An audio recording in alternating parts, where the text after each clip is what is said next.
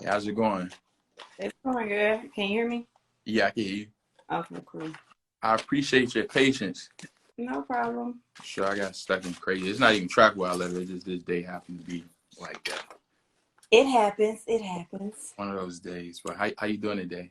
I'm doing good. I'm doing good. Just busy.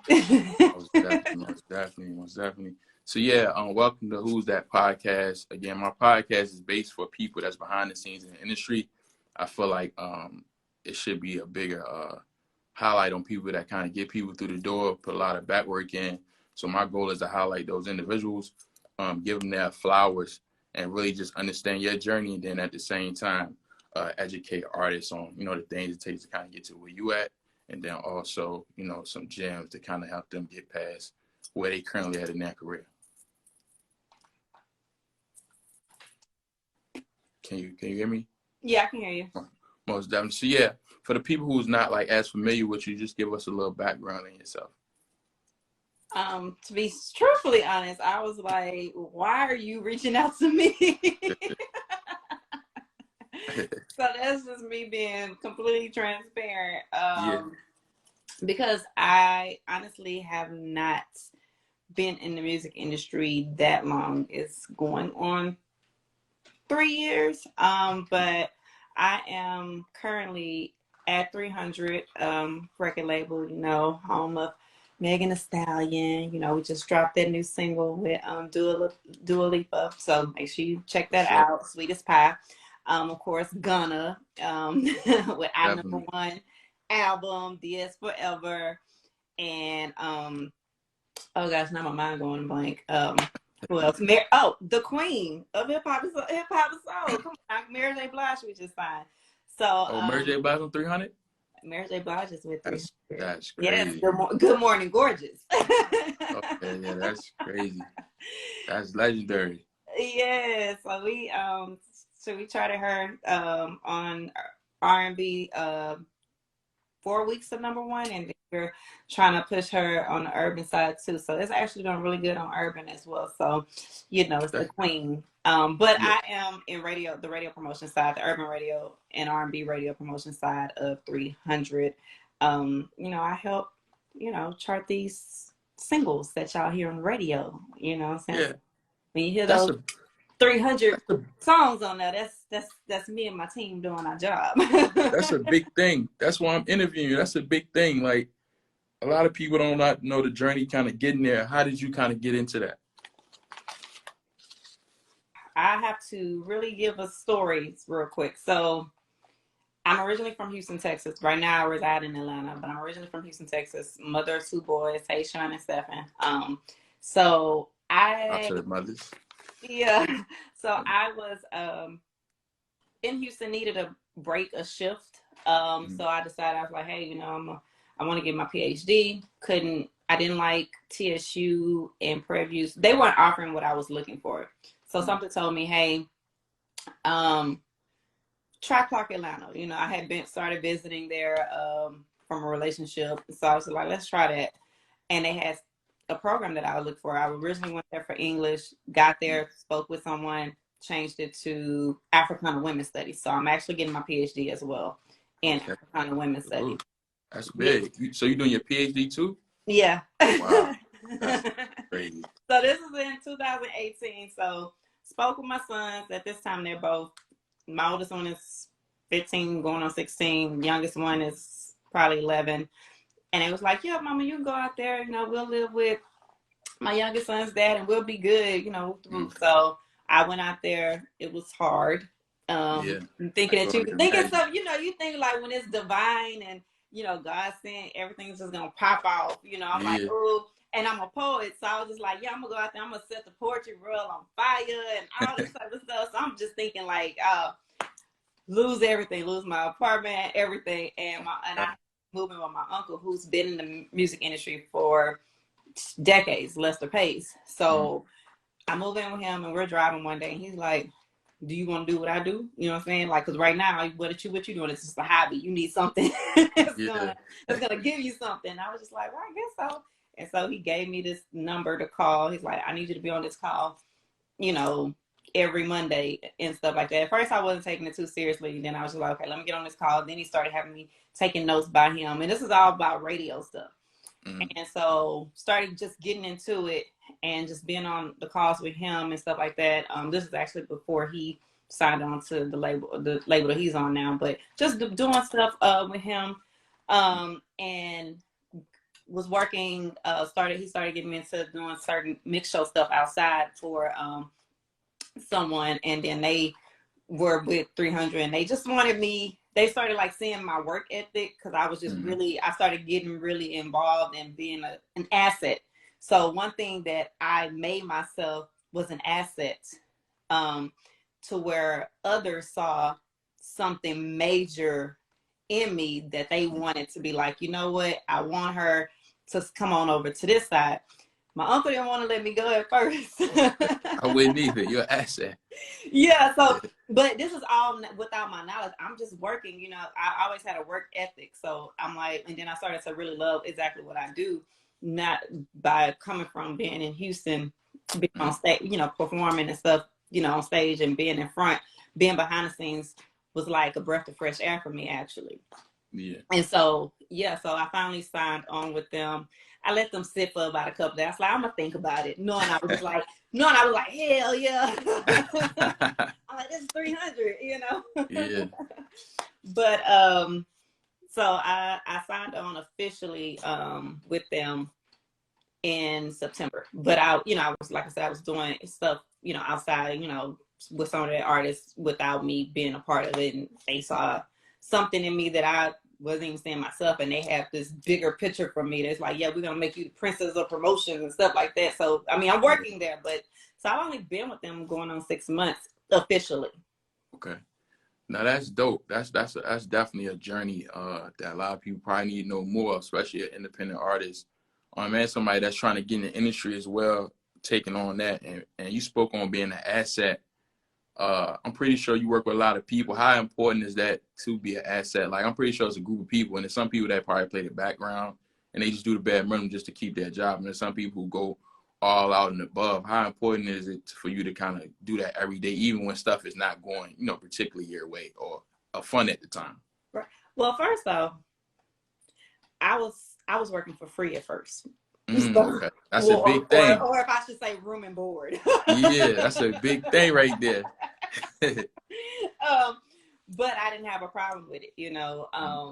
So if you're going to do the bare minimum, I mean, you're going to get the bare minimum. And so you can easily, because in this industry, you can easily be replaced.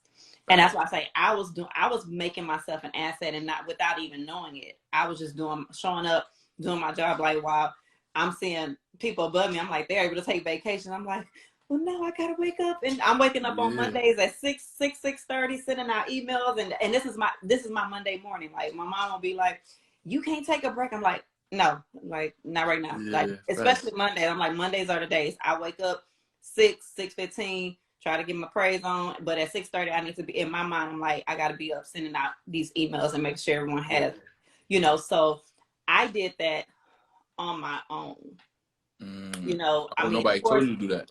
Nobody told me. Like, I knew my task on Monday, but the time frame that I was like, you know what, in order for this day to be effective for everyone, I have to wake up probably before everyone and make sure that everyone has what they need and it's coming from me. Because me doing that, it takes about a good 2 to 3 hours. So by the time they get up or getting there, you know, at 8 o'clock, 9 o'clock, they've gotten everything that they need to begin the day, to get on these calls, to know what targets we need to shoot for, what songs we're impacting and what stations, you know, they already have all of that. So I made that a priority of mine. And Wednesday's the same thing. Like, Tuesdays and Thursdays probably are my more flexible days, where I maybe can sleep till about 7. That's a little help. Yeah, you know, and I still be feeling guilty. I'm like, girl, get up. You sleep until 7:30. Get your behind up. But those are the things, like, you have to make yourself, you have to go above and beyond. And like I said, I just always, my mom and dad both instilled in me a work ethic, you know, even though different paths, but I always knew about work. So I have to work. Like, that's something that's just in me. And so like I said, I was just making myself an asset, didn't even know it. Most definitely. I think that's dope. For so many people want to be a part of 300. If an artist came up to you, what's some of the qualities? I know you get this question all the time. Everybody they gonna ask me like, how do I get on 300? Or how do I get a part of a label? For you to put your name on them and use your credibility, what would it take for an artist to have? What do you look for in that? Well, see, that's why I'm glad I'm glad I'm not part of that department. I'm not part of A&R. But I mean, because I will say this: my ear can be a little different from someone else's, especially in this day and time with the way music has changed. I grew up. I was born in the 80s, raised in the 90s. You know what I'm saying? So my ear is different. Like every Friday, we at my house, we listen to oldie but goodies. You know, so so you'll get in my car and you'll probably hear some song that had played back in the 50s or 60s because that's stuff that I want to hear. Yeah. So I'm trying to open my ear up a little bit more to listen to what the newer sound is. But honestly, with coming with what I will tell an artist is this: you got to be more than an artist. Yeah. So it's about your talent, but that's about a good, honestly, I really want to say that's about a good 10% of it. Like you really got to put in that work. And so you have to be self-starting. You can't be waiting. Like even if you have a manager, you can't wait on your manager to do something. Yeah. You gotta be finding your opportunities as well. And you gotta put in the work. You gotta be in the studio. You gotta be out at events, just meeting people, just touching shoulders. Like, and not in a way it was like where it's kind of like, hey, I'm an artist and I want you to check, like just build relationships. Yeah. Because as soon as you open up and you like, hey, I'm an artist, you know, you be kind of like, oh, okay, you and everybody else. Yeah. You know, so it's about, you got to build those connections and those relationships and invest in yourself. Like it shouldn't just be, if you don't have you have social media, you got TikTok, you have Instagram. One thing that, with my uncle's artist, Jay Howe, one thing that they did, they invested in ads and stuff like that, you know, finding the markets and things like that. And that started to click. Like you got to find ways to invest in yourself. Yeah. And if you're not going to invest in yourself, then you ain't really about it. Like, and you got to be willing to do the thing. So like with my department, with radio, I'm going to try to set you up with interviews. Mm-hmm. You need to be available and you need to want to do these interviews. So we're trying to push a single for you. We need you to help work it too. Because with you not being able to work it, sometimes it makes our job a little difficult. Granted, I'm still do my job. Yeah. But you just got to be ready. You're going to do I'm going to take you around Atlanta. And I'm gonna have you hit all the major stations. If I'm in Florida with my other market, I'm going to take you to those stations. You're gonna have to do interviews. You're gonna have to do drops. You have to realize as an artist, that part is a bare minimum. Like it comes, you're just not putting out music. Just put it like that. Most definitely. How important is? 'Cause a lot of artists think radio not really as important. How important is still radio today in the industry? Radio is still important. It still helps with streams. It still helps with charting. It still helps with a lot of things. So a lot of times it is trying to, you know, with our departments saying like, oh, it's not needed because I can get streams. You know, that's, you know, I get it. I mean, because people access music all types of ways. Stop in Motown. Sorry, I see a comment. But people access music all over the place. You have so many streams. Like I listen to Apple Music and stuff like that. However, there are still a ton of people who listen to the radio. You know, people are still tuned into the radios. People are still committed and loyal to certain radio shows in the morning and in the afternoon and things like that. So you still have to understand that radio is a big part of is helping making your career as well. It's not just the streams. It's just not the YouTube and making sure everybody know you popping on Instagram. Yeah. No, because a lot of times it even helps it helps boost up the Shazams, it helps boost up the streams. So it all works hand in hand, honestly. It's like we get stuff off the streaming, and we see the stuff off the streaming, and we, and we like, hey, we should go with this record because this will be it. And a lot of times we'll be like, hey, since this song started playing in this market on the radio, we seen the Shazams go up. And we've seen that with our newest rapper that we signed out here in Atlanta. Actually, he's born and raised in Atlanta, Huncho. Started started working the mix show with his single "Let's Get It." Started to Shazam. Starting to Shazam in Atlanta and things like that. So, and picking up the stream. So, I mean, and also my thing is not just radio either. We got to get out and DJs in the club. So it's so many dimensions to what we do and what you have to do as an artist. Especially if you're a rapper, you gotta know them club DJs. Yeah, for sure. See, this is why I do this, because there's so many intricate parts that go into like pushing a record. And because to the consumer eye, you might just think an artist just popped up. You're like, man, where you come from, man? They've been pushing that man for a minute. They've been in the clubs. I see them talking to the DJs. They've been pushing these records for a minute, kind of behind the scenes. But to the average consumer, it might just seem like somebody just came up overnight. Whole time it was a whole process within that, that single popping, or, somebody like yourself behind the scenes that's pushing it. So this is another reason why I do the platform. You spoke on a lot of different things with artists like Shazam and things like that. What is Shazam for people who maybe not be familiar with that? So Shazam is when you don't know a song, you Shazam it and pop up, and then that data is captured. So so it gives rankings as well. So for instance, if a song can be ranked 20 on Shazams in a certain market or in the entire country, and that plays a part as well, because it helps me where I'm trying to get someone to play a record. I'm like, hey, it's Shazamming in your market. It's top 10. Yeah. Like, so why aren't you even playing? Like, people are wanting to know what this song is. So if you're not playing a song that people are wanting to know, then you kind of late to the party, as we would say. So we need to come on. So we got to take all this. So we not just coming to them all like, oh man, it's a dope record. No, we are coming. We are coming here with, we coming with stats and data and research, and like this is why, not just because it's Megan Thee Stallion, but because this is Megan Thee Stallion and this is what she brings. This is what the song did first day. Like right now, the song "Sweet as Pie," 1 million views on YouTube in 12 hours. Already Shazam and already doing this. Like, so why when you add it? So that's what it helps. It helps our job as well. Most definitely. Is it safe to say that labels kind of run the radio?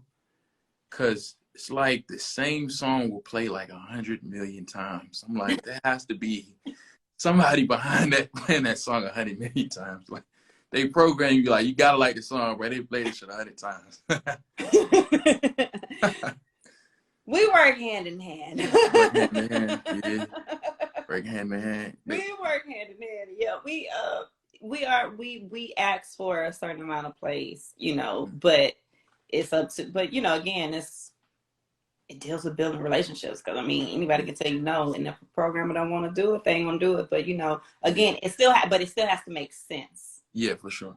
Yeah, so that's why we got to come with the facts. We got to come with the streams. We got to come with the Shazams. We got to come with all of these things, the YouTube, everything, so that they'll know like we need this played. And so and it has to play a certain amount of times in order for it to move up on the chart. Most definitely. You spoke on, I know you speaking on relationships a lot. For somebody who's not a people's person, because a lot of artists, they just like do music. They like, I do music and that's it. I don't really know nothing about else. I don't really want to do too many things out there. To build relationships, what would be a suggestion? Like, how do you build a relationship with somebody who kind of got more value than you at the moment, and you want to kind of get in their circle just to be a part of their, the things they have going on? What is a suggestion to start that relationship off? Let me just say one thing. Nothing nothing develops out of a comfort zone. Facts. So one thing you have to get out of your comfort zone, and just be yourself. Like, you don't have to put on a front and everything, but again, I would say just don't you can't be a pushy artist. You know what I'm saying? You got to be consistent and persistent, but not a pushy, if that makes sense. So it's a certain way that you have to maneuver and actually get yourself out there, because again, nowadays everybody's an artist. Yeah. You know, so I was actually watching a live Instagram interview yesterday with Eddie F. And people don't know who Eddie F is. He was part of Heavy D and all that, and he was A&R with all that good stuff. And he was he was giving a story as far as how Heavy D kept calling. I want to say it was Andre Harrell or someone. If it wasn't Andre Harrell, it was someone. But he kept calling like daily. But it wasn't. It was a tiller like, you see me type of thing. Because sometimes, you know, even what I do, some people ain't gonna pick up the phone for me. They answer a text message. Okay, I didn't get you this time. Now, granted, if it was a relationship, like something else, then I'd be like, I don't like to be ignored. But but with this situation, it's just like, okay, I ain't crack you this time. I'm gonna try to go back and I'm gonna try to crack you this time, or I'm gonna try to do something different, and I'm gonna try to reach out this way, or I'm gonna do this. You know, so it's different ways to develop it. You cannot be completely introverted. Yeah. Unless you popping like Sade. Yeah, Sade. Well, don't nobody be knowing what Sade got going on. It's just Sade drops music, and she have some shows, and that's it. Yeah. Most definitely. I think a good example of, like, a lot of artists will go in the club and want the DJ playing music. So some artists who go in there and they negotiate with the DJ, buy him a drink, and there's some artists who go in and they threaten the DJ. Like, if you don't play music, I'm a, you know what I'm saying? So I think that's a good way to look at it. Like, you don't want to scare people and threaten people. You're going to ruin a relationship, but you do want to be persistent and you know, negotiate with somebody to get them to kind of do whatever you need them to do at the moment. Yeah, but you even with the club DJs, go to that club every week. Yeah. And just start being like, hey, what's up? You know, I just want to introduce myself or whatever like that. Start small. Yeah. I wouldn't even start. Honestly, I wouldn't even start like, oh, I'm gonna buy you a drink. Can you play my stuff? I'll start small, like, hey, and just start showing my face, showing love, giving shout outs on such and such as on post on social media, like he rocking in the club and blah blah blah. You know, that type of thing. Then, you know, be like, hey, you know, I do, you know, music, whatever, you know what I'm saying? I would like for you to see if you can drop it or whatever. And if they probably say no one time, or you might have, and then you can buy a drink or whatever, but I would go to that club every week. And show your face. Most definitely.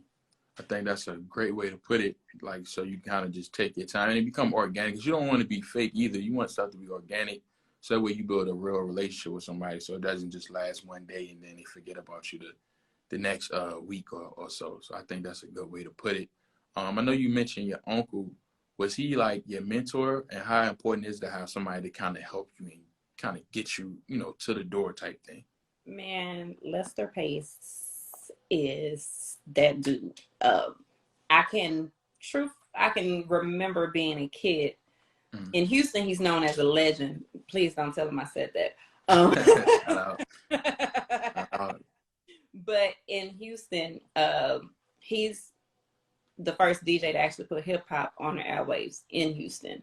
So he started out as a DJ, and then he was on all the, you know, the radio stations that I would listen to, and I'd be like, Lester Pace, that's my uncle, blah blah blah. Yeah. But and then so when he moved to Memphis to work for Interscope, I didn't really know what he did. Honestly, I didn't know what he did until I actually moved out here. Because, you know, time gap, you know, we get distant and things like that. And in some kind of way, he started to circle back in my life.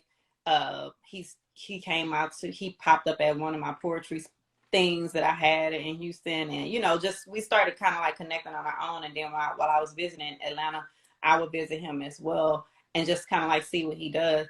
But the way he works, because he has helped a lot of people get in this industry, in this radio promotions game.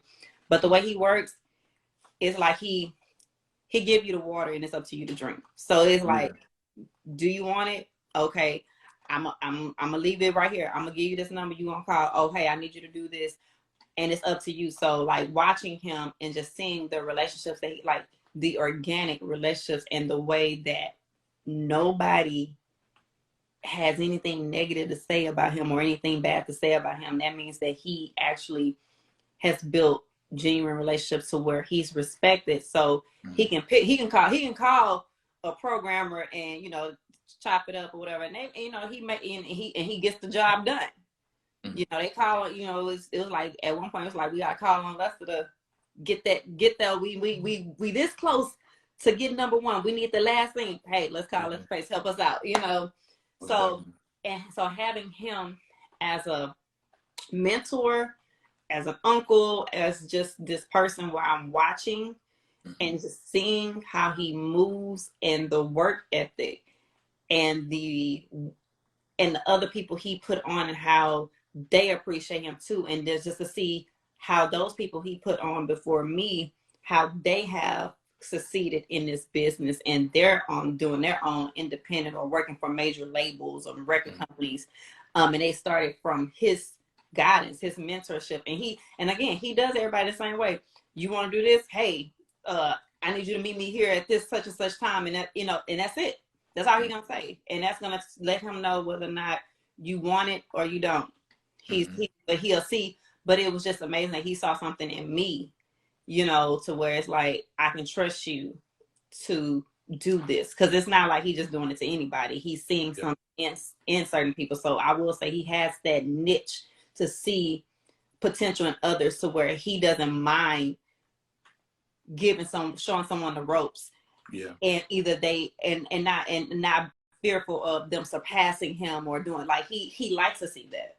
He wants to, like he tells me all the time, he sees me as one of these top execs in this music industry, you know, so him seeing the vision before I could even see the vision, you That's know. Powerful. Yeah. I think we all need somebody like that in our life to push us to that point and just believe in us probably when nobody else did at an early stage. And everybody doesn't have an uncle like yours. What would you suggest to people who's trying to get a mentor? How can they, I guess, find somebody like that? They just got to get in the room, build relationships. What's your suggestions on that? Yeah, they got to find ways to just get in the room. Like there are a lot of conferences that take place. One actually in Atlanta is called the Music Business Conference. I hope I'm saying it right, but Linda Garrett, she does this every year. And this conference right here is not about the celebrities. This is about people like me, like Lester, like me, like we're in there, you know, completely. They're in there. You're watching people who have had careers and have worked with people I grew up with Tupac, Biggie, and they're giving you all this insight, and you can actually have a conversation with these people. For sure. So you have to, the Music Business Empowerment Conference. Thank you, Royce. But that conference right there, he had me go to that too. Like before he even told me, hey, let's get into it. He's like, go to this conference. He's already paid for it. You good? You go. You need to be on it.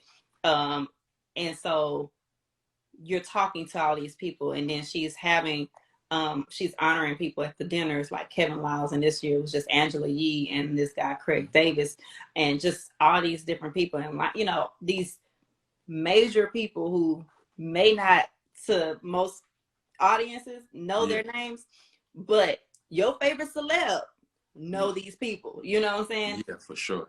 And they're giving you the keys and the tools of how to get yourself out there. And again, you can also talk to them and you can have a conversation. They're open. They're not walking around like, because they know what the conference is about. The conference is about networking. Yeah. And so you're networking. And then also it allows new artists it's one Friday night. It's the nights where artists can perform. Like of course you got to pay for it, but it goes back to my invest in yourself. Yeah. So you pay to be on this stage, just have top execs see you perform. That's a big deal. That's super major. Like I said, just getting in the room. You never know who you can meet once you just get in the room, put yourself in a position to meet those people. So I think that's big. Recently it seems like it's been a big wave of like black female executives and R's. It's like it probably maybe been like that. I just didn't see it. But like recently to me, it's like it's been a big wave. So is that like a new thing, or it's been there and we just didn't see it? Like No, how you feel about that?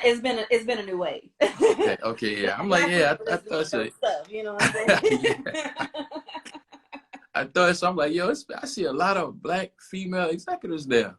Yeah, black women are doing it. I mean, I'm working with some of the top ones who honored in Billboard and stuff like that, you know, and seeing their faces and seeing them getting this recognition. I'm like, this is dope, like to just witness. And then you're seeing and you're like, man, like this could be me. You know what I'm saying? It's I continue to put in the work. You know what I'm saying? It's not like oh, it should be me, or it's a competing thing. It's like, wow, this is somebody who looks like me.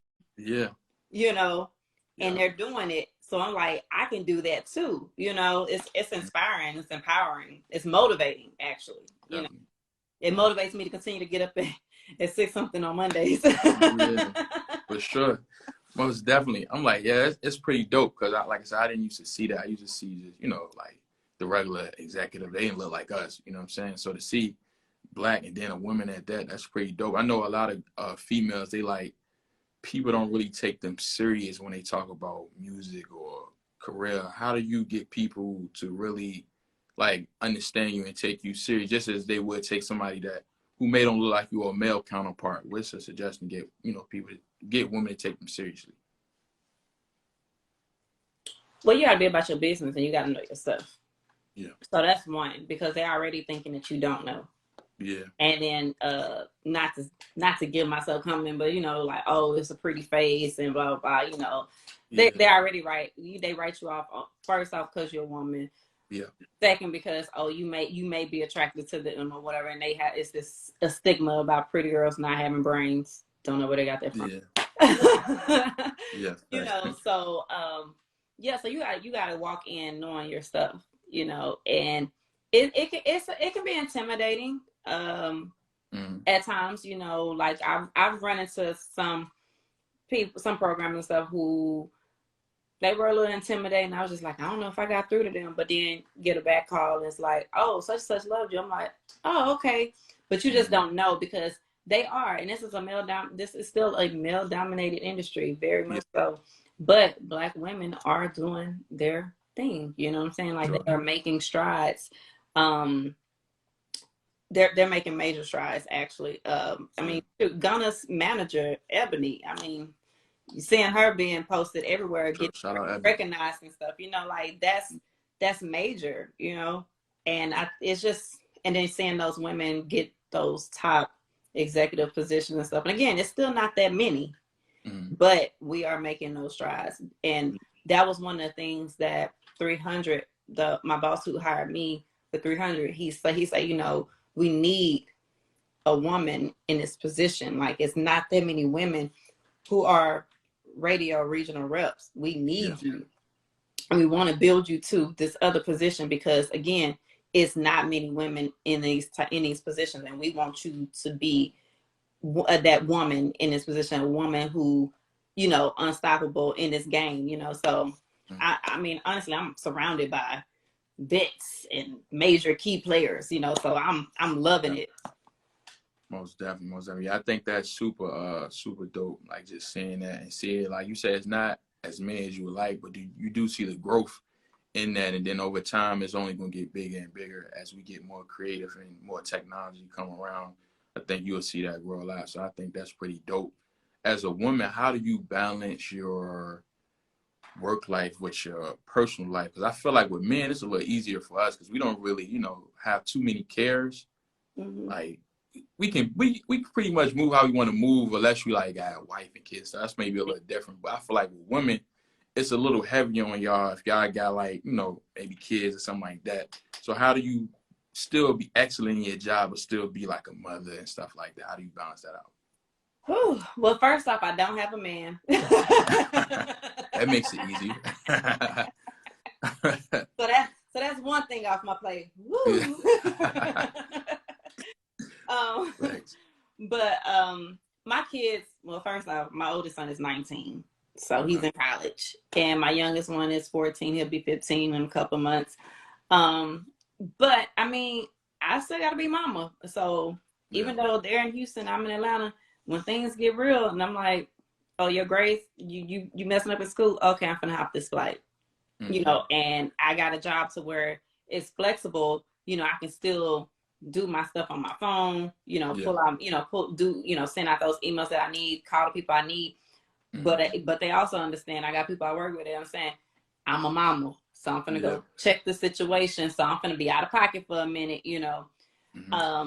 But I mean, I'm very bad. If we can be transparent, I'm very bad at time management, and I've always been a procrastinator. So I am really good right now with my work life, but the personal, like as far as like my academics, like I'm in my dissertation phase right now. I really need to get on that. You know what I'm saying? So finding that balance and then then with my job, I got to be in the clubs too. And I'm trying to figure out, I'm like, man, I'm in my 30s. I don't want to be. But, you know, I got to be in the clubs too. So finding that balance, it has been hard. Honestly, truthfully. This week, I will honestly say, was a hard work week. I was tired. I was really tired. And then my mom is in town, so I'm trying to show her a little something while trying to balance everything. And I'm drained. So I gotta use my weekend if I can to kind of like, if even if it's just Sunday, to kind of like recoup and get myself together so that next week will be more to me, because I'm very hard on myself. I'm like, this week wasn't that great. What wasn't that productive to me? What's that? You know, like I feel like I haven't made all my call. I didn't get a chance to talk to every single person I need to talk to, whatever, you know. So I'm like, I need to recharge, get myself together. Cause that's when you got to know how to reflect on your work. Like, okay, let me reflect. I wasn't that great this week with my position, with making my calls and talking to programmers and stuff like that. Let me recharge. Next week, let me go ahead and knock it out the park. Let me set a schedule for myself. And so that's what I'm trying to do. Trying to set a schedule for myself, but I'm very bad. I be free flowing it, and that's what be messing me up sometimes. Yeah, we see how that goes next week. I think right. I think like that's a big thing I see a lot, because it's like either somebody's excelling at their work and maybe their other life is kind of like, you know, up and down, or they're excelling at their personal life but their work is kind of up and down. So I think that's interesting to ask different people, like, how do you balance your whole situation, especially with women? Because again, y'all have a little more on you guys than us. You know what I'm saying? So I think that's pretty dope when you guys can balance everything out and still get shit done at the end of the day. That's one thing I do see. Like women, they can have kids, they could be in relationship, they could do a lot, and they still get shit done. You like, how the hell they do that? Like, you know what I'm saying? Everybody like, are you sure you can take on this position and you do this PhD program? I say, shit, I was a teacher for 5 years and got my master's. I said, I'm sure I can do that. Like that should be mad dope. I'm like, man, that's crazy. So I think that's pretty dope. Salute you on that. Just balancing everything out and keep, you know what I'm saying, keep elevating it as you do it. And then you could teach other people. I think a lot of girls that should I say females, a lot of females, like they I feel like a lot of reasons they don't take that chance or they don't take that opportunity because they got so much going on and they probably scared to figure out how they gonna balance everything or do everything. But certain people like you stepping out there, like you can do it. So I think that's pretty dope, you know. It is scary though, because again, I love everything. Yeah. You know, love my kids. Well, I don't like to say love my kids. It makes me feel bad. Yeah. But I did the non-traditional way of mothering toward the end. Like, you know, but at the end of the day, they also needed a male figure, you know, more. I mean, not that he wasn't active, but, you know, just being there daily made a difference, of course. But yeah, I mean, I came out here with a hope and a dream and didn't see myself here, you know. That's why when people ask me, well, where you see yourself in 5 years? I say, shoot, I can't even tell you no more, because I didn't see myself doing this. You know, I really didn't. I just knew that you know, how you just get this nudge. And sometimes people, they may get the nudge, but the nudge is not bothering them. They're not allowing the nudge to bother them enough to where they move. It was a nudge. I was uncomfortable. I was not uncomfortable. I was just, everything was aggravating me. And I was just like, you know, you feel like something is, you're being closed in. It's just like, you got it. I gotta go. Like, I don't know what it is. I gotta go. Like, I followed my parents, you know, like was mad, you know, but I knew I had to go. Like, it was just like something urgent nudging me to go. And I'll tell this story because I'm very spiritual, and since being in my Africana women's program and learning true Black history Talk from my your own, shit. Go ahead. you know what I'm saying? I've learned about the you know, spirituality, African spirituality. So probably a week before I was getting ready to move, me and my dad, we all at my dad's house. We call it Club Old School. We all jamming and stuff, drinking, and then we get back on the fact of me leaving. He getting upset, and we getting into it. And I needed to get out of a shirt. I had a button-up shirt on, and I was uncomfortable. And he was like, "Well, go." My grandmother had passed away a year before. I was taking care of her. She passed. Right, you know. And so they was like, "Go in your grandmother's room and get one of her shirts." So I go in there, see a shirt, pull it out, put it on. I'm all help. I'm like, my grandmother got a crop top. I'm like, what she had a crop top for? You know, that's what I'm thinking about. Not seeing what's on my shirt at all. And this is in the midst of me and my dad arguing. And I put it on and I walk outside, and his cousins were like, "Do you see your shirt?" And I say, "Yes." I say, "Mama had a crop top." And they was like, "No, do you see your shirt?" And I said, They say, "Look down." It said Atlanta. Oh, that's crazy. And I said, "Are you serious?" And I still didn't get it at that moment until I reflect back, and I'm learning, like, because she will always, because he, you know, they all live together. And so me and him will always be bickering, and she'll always come in and be like, "Y'all always arguing." And it was like her spirit was like, "You gotta go. I'm coming in, I'm jumping in between it again." Like, let him be on it, let him feel his way. But no, you gotta go, because there's something there for you. That's crazy. That's a hell of a sign. So it was a hell of a sign. That's a hell of a sign. So you I see what you're saying. Like, it nudged you to go, because if you didn't go, you would always think about, man, what if I went? You know what I'm saying? If you never took that chance, I would have been back teaching. Knowing I hated it, you know. And that was that, you know, probably still being involved in the drama and the cliquish world of the poetry that was in Houston, all this clique stuff, and that's what I was tired of. You know, it was just, it would have, I would have been miserable. I mean, of course, would have been with my kids and stuff, but it would have just been redundant. Most definitely. You work with a lot of artists. You pass a lot of art. I'm pretty sure in 300 or promotion and radio. What's the common qualities that you see out those artists that's selling, that's moving at a great pace right now? Do they all have a certain, like, quality about them? Confidence. They believe in themselves, and they don't care what nobody say. Like, I mean, because I read comments and people can be brutal. Oh my God, they are hard on artists, man. They really are. They really are. I mean, some things I might see something, I might think it, but I'm like, I'm not gonna say it. You know what I'm saying? Nah. Like, what's my point? You know? Yeah. But no, like, these artists, they confident, but it's like it's do or die for them. So if they, it's like they got to, because they just cannot continue to be living in the same type of way that they were living. Like, it's like their backs were against the wall, and they got to do this.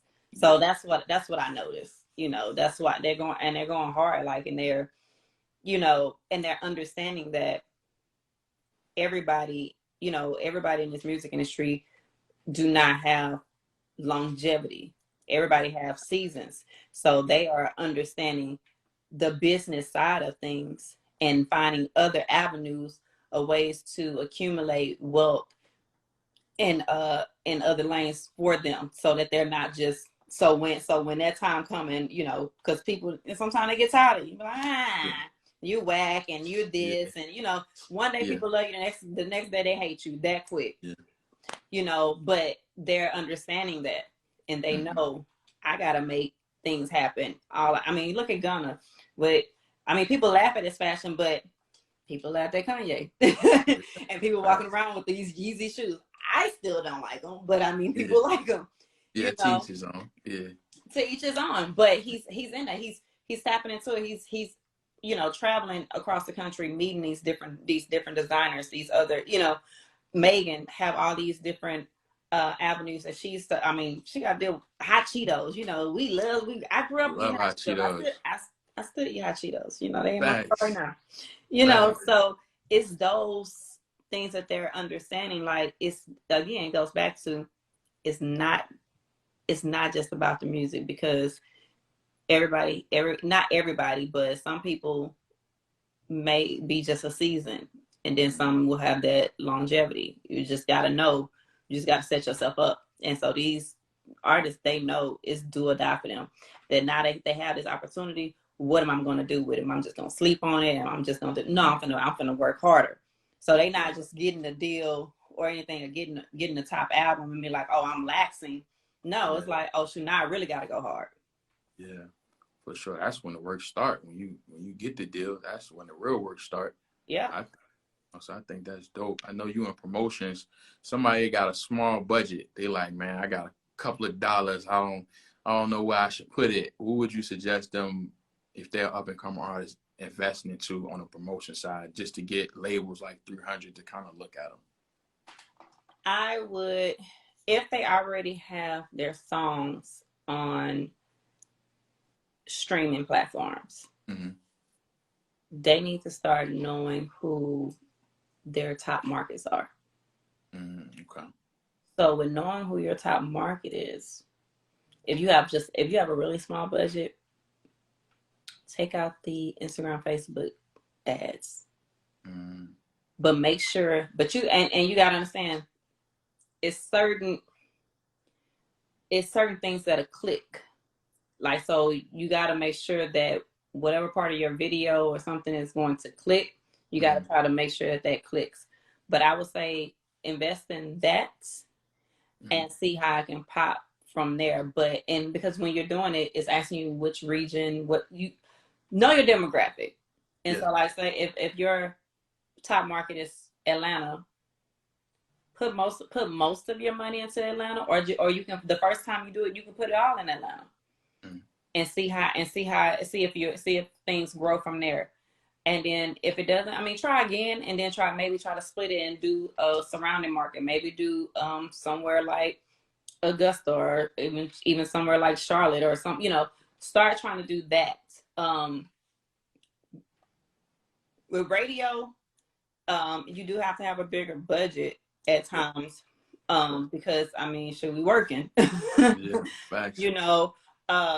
But even if you do have a bigger budget than that for Instagram, maybe try reaching out to people and seeing how I can do on Mix Show, and seeing how it can, because a lot of times we test certain songs, we test out on Mix Show first to see before we make it impact and say we want to impact them, add it, and have rotations. So start on Mix Show and see, and get you, and find someone who has a well diverse realm of doing Mix Show. And then sometimes you're not trying to do Mix Show nationally. Again, if it's just your market, like where you're from,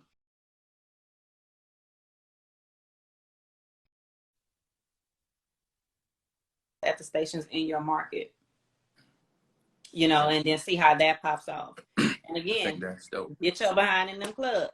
Get out there. You got to get out there. What is your opinion on a lot of artists? They might don't really have what they want to look like they got it. So what is your opinion on kind of fake it till you make it? We know sometimes it works for people, sometimes it doesn't. What is your opinion on fake? Eventually the fake, you can't fake it no more. So you gotta start putting out.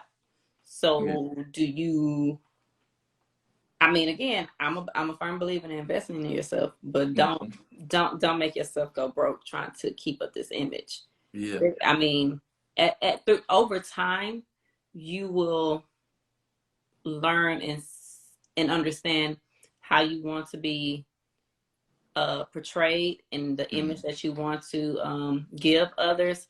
So I say give yourself time to grow into your artistry and figure out that niche. I mean, because I mean, you look at Jay-Z. I mean, Jay-Z started, you know, he had the big chains and stuff like that. Now you don't see Yeah, Jay-Z facts. not Nan chain.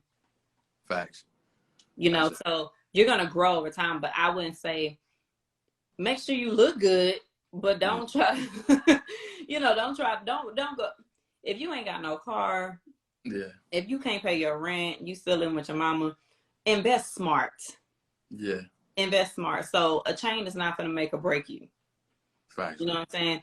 Go get your gold flat.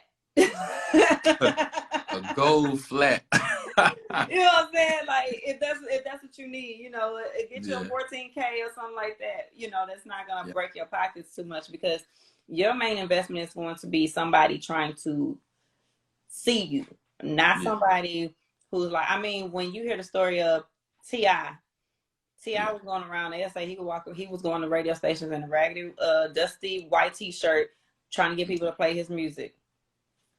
What image was he trying to give? Yeah. He was just hungry. He was like, I got this fire music, and I need you to hear it. You know what I'm saying? That comes back to that consistency and that persistence. You know, and so eventually, yeah, he can buy the chains and stuff like that. But at the beginning part, I mean, people will tell you programmers will tell you he came in dingy white shirts trying to have him play his music.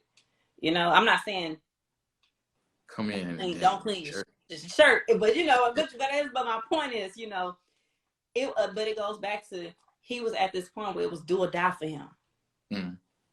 Because at that point that was probably the only white shirt he had, so he probably washed it so much to where it couldn't get, you know, it still looked dingy. It was probably clean, but it just looked dingy, you know. Yeah.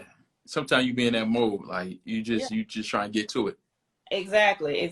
So your image will eventually come. You'll know how you want to be perceived or who you're growing into because you're gonna be growing and changing over time.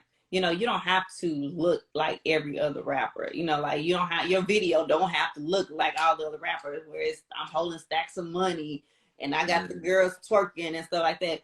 Be creative.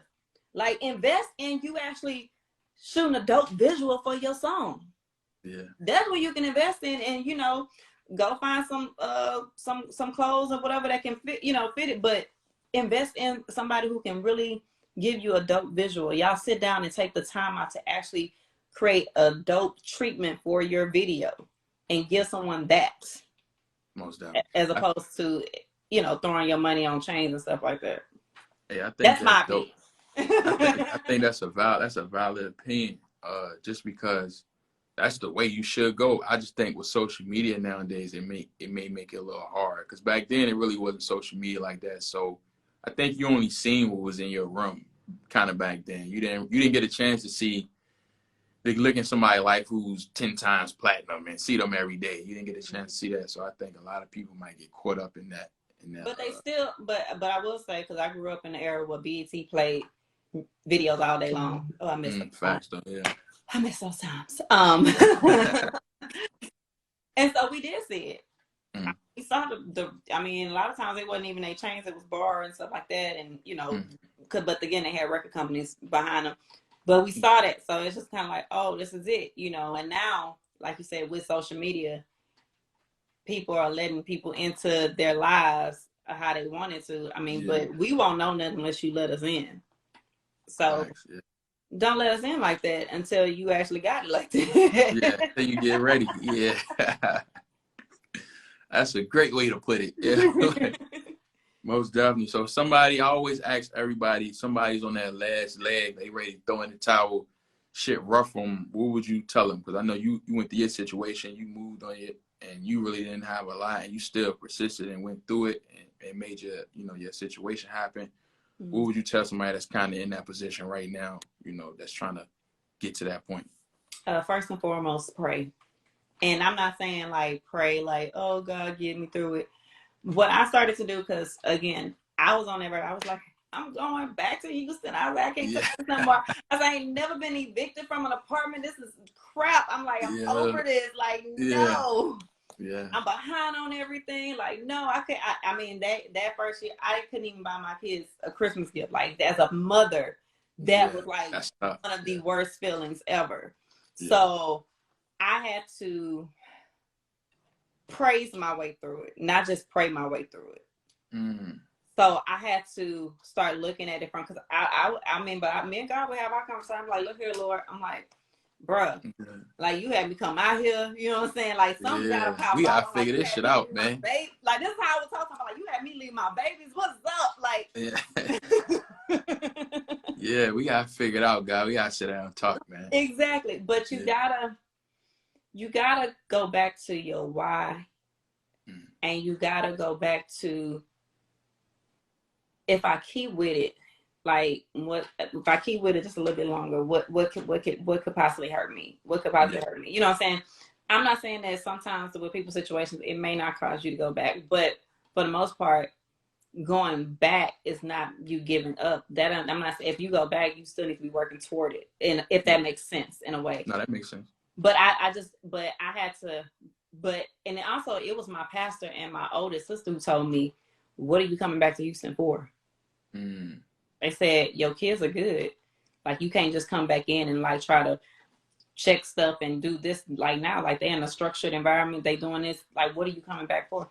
And I was like, I don't know. You know? Yeah. You know, I didn't like not having money in my pocket. I ain't like not being able to contribute to the house. Like, I ain't like, because I'm not used to that. Like, I mean, granted, I've had hard times, but this was, like, hard times, you know? But I had those people around me telling me, no, you went there, finish what you started. And you gotta change your perspective. And it's really hard when you're going through it. I ain't saying don't cry. I ain't saying don't get mad, don't get angry and all that type of stuff, but you gotta change your perspective of it. Because it's making you and it's growing you to do something and preparing you for something. And if you can get through it, then it's a greater reward coming your way. It's just that, but I will say it's hard because it be dark and blurry. You like, I don't see it, you know. And like I said, you know, and I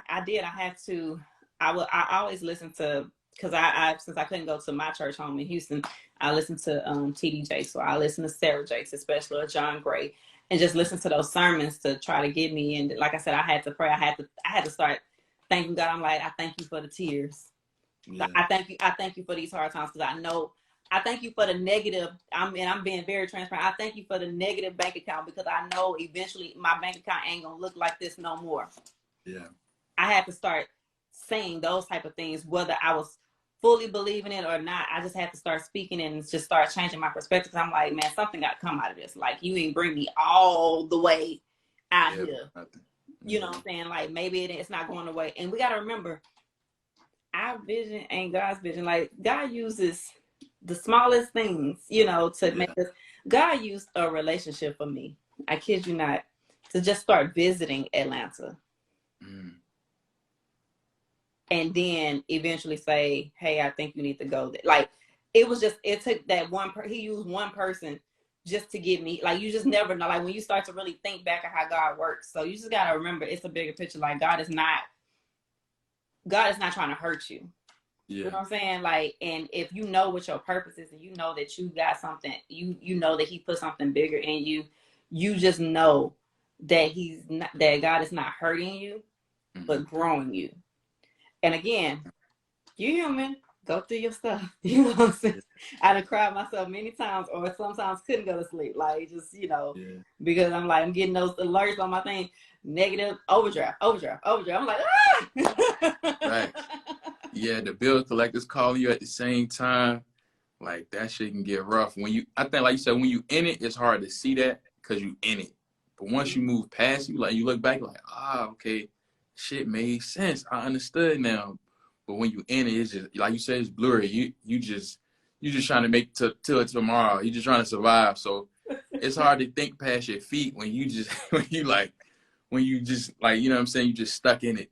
It really, really, truly is. Like, it's like, dang, you know, am I doing? Then you start questioning, like, maybe everybody was right. Maybe I shouldn't have done it. Like, what was I thinking? Like, what, girl, go back and teach. Like, you know, you can go get a job like this. Yeah. Like, let's go back to Houston and just go teach. Yeah.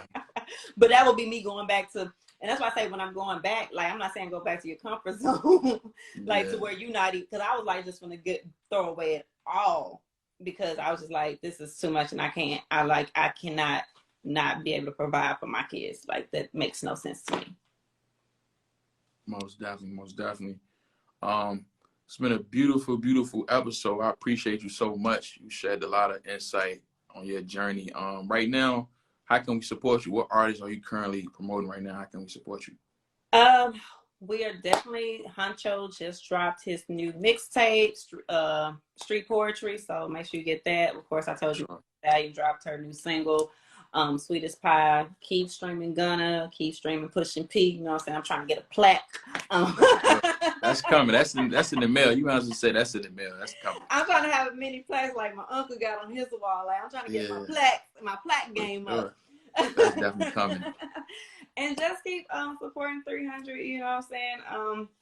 We on to some big things. Hey, you know, and y'all support the Queen, Mary J. Blige. That Good Morning Gorgeous. I can't lie, that song helping me. I be looking at myself in the morning. I be like, Good morning, gorgeous. You know, I gotta tell myself auntie. That. You know, she the world auntie right now. You gotta support her. Come on now, Auntie Monet. Facts. Exactly. But I want to thank you because honestly, when you reached out to me again, I was just like, why is this person reaching out to me? You're the perfect what example. am I going to tell this person about the music industry? Like, come on now.